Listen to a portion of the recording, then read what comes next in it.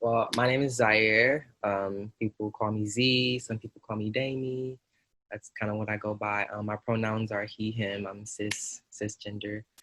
I am an actor, singer, dancer, rapper, writer, screenwriter. Like I kind of just do everything under the whole like entertainment gist. I am in college. I am a film major, concentrating in screenwriting, and I'm also a business marketing minor. After the riots and the protests after this year, and I remember I actually was off of Twitter when everything happened, when George Floyd was killed and everything. I was off of Twitter, and I knew it happened, but I was kind of just out of the gist. And when I came back, I just like dove headfirst into activism, into spreading awareness and spreading knowledge. And I told my mom about a week and a half later, I was like, Mom, I'm exhausted. Like trying to tell people and trying to make people understand what should already be understood is exhausting. But you have to do it, because if you don't, somebody else might not. And I just think that what you guys are doing is really important. And like I said before when we first talked about it, you have to just kind of talk about change until change is happening. And this memory was when I was 6. And back in the day, obviously my dad, he had to make ends meet. And he was not really on the legal spectrum of making ends meet. And when I was 6, the police kicked my door in. And I was in the living room with my two oldest brothers, and my mom was in the kitchen, and they were looking for my dad. And they were looking for my dad because at the time my uncle was also compromised in a situation.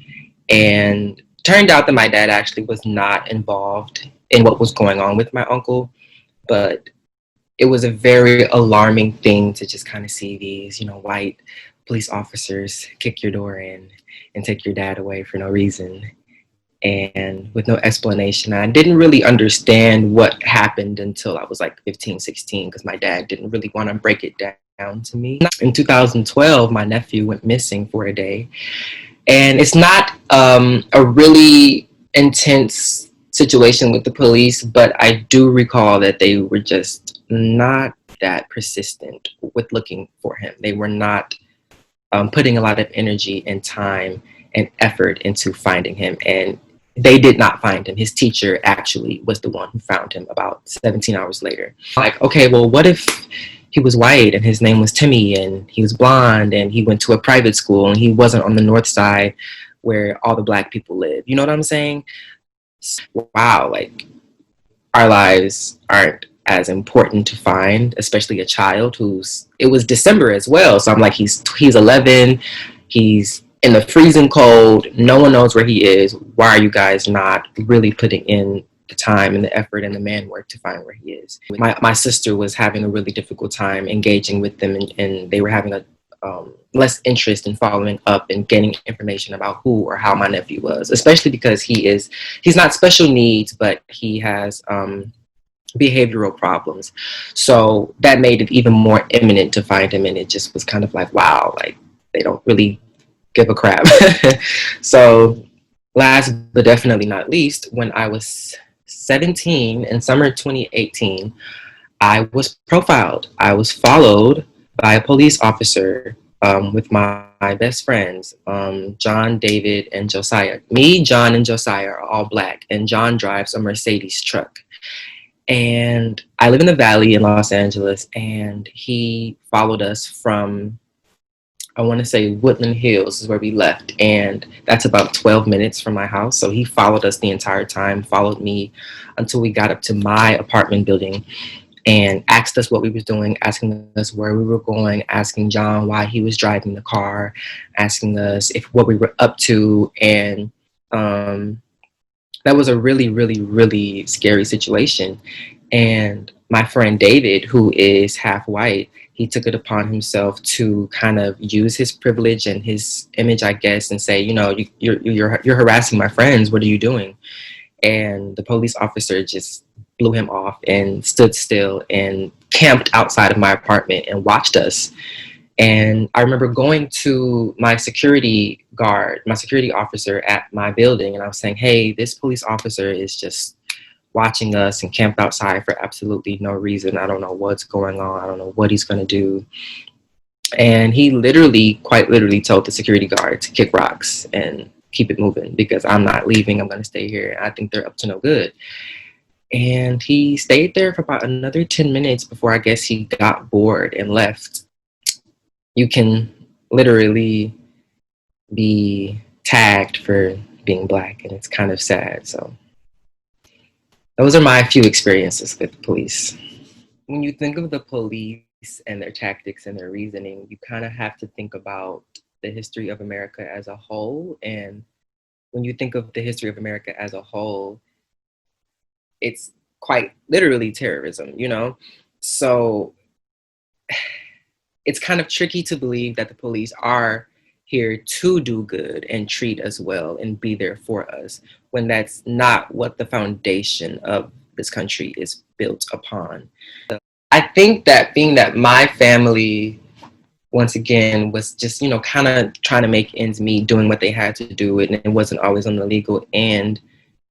I think that did create a disdain for the police because it just also kind of just goes right into the, you know, the prison system and how we're kind of put on this in the spotlight for not even, you know, doing illegal things, but just doing what we have to do because we don't really have opportunities and options.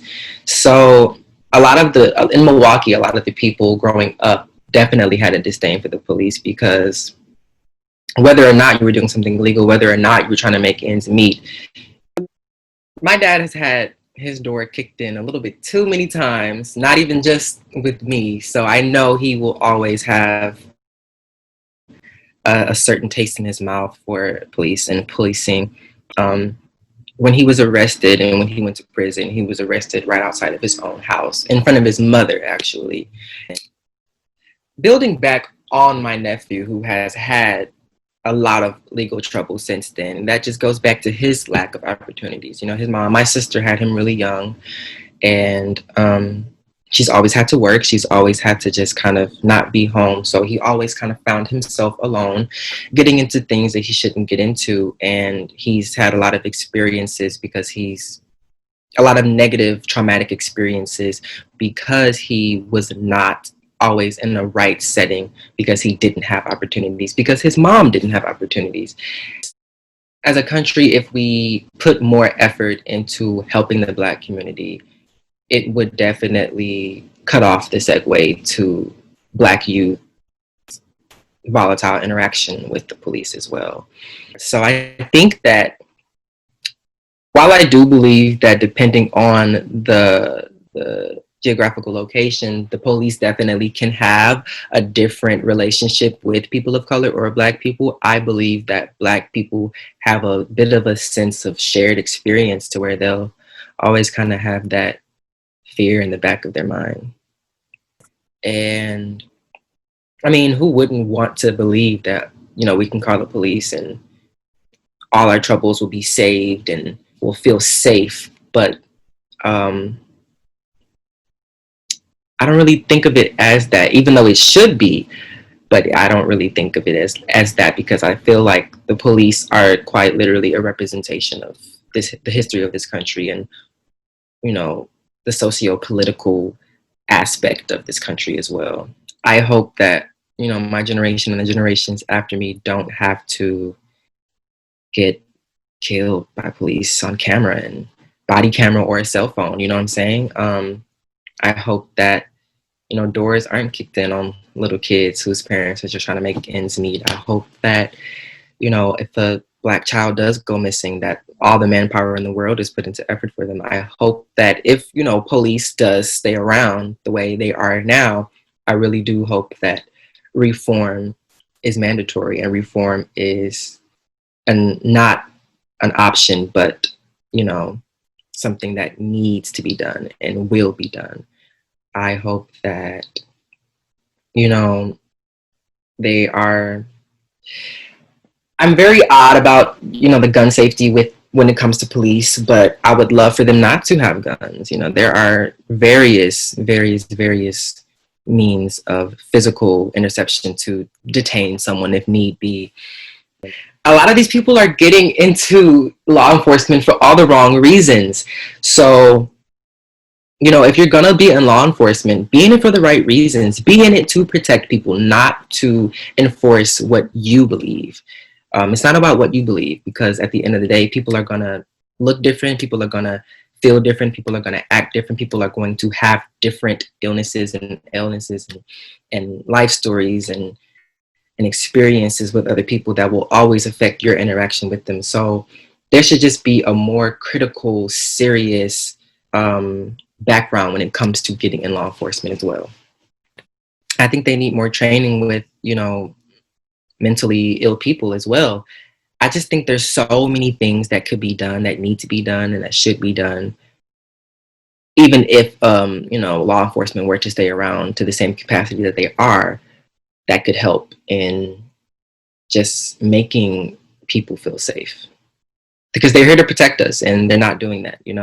So yeah, if you guys want to follow me on Instagram, I can drop it. It's Zaire Damie. My Instagram is that. My Twitter is Zaruto. I post a lot about pop culture, sexual politics, activism, Black Lives Matter, and just kind of just saying what comes to mind. And I do have music coming out soon. Yeah, I make R&B. So if you like to, simp out and vibe and get in a mood, I'm gonna be releasing some of that. So follow my socials. I just really wanted to be involved in this because I have stories, I have experiences, and everyone's stories and experiences matter and deserve to be heard, because I'm sure there are even worse stories that nobody will ever hear about. So if my little story can um, do some good in helping you guys spread your word and your activism and what you guys are trying to do and trying to change, I would love to be a part of that.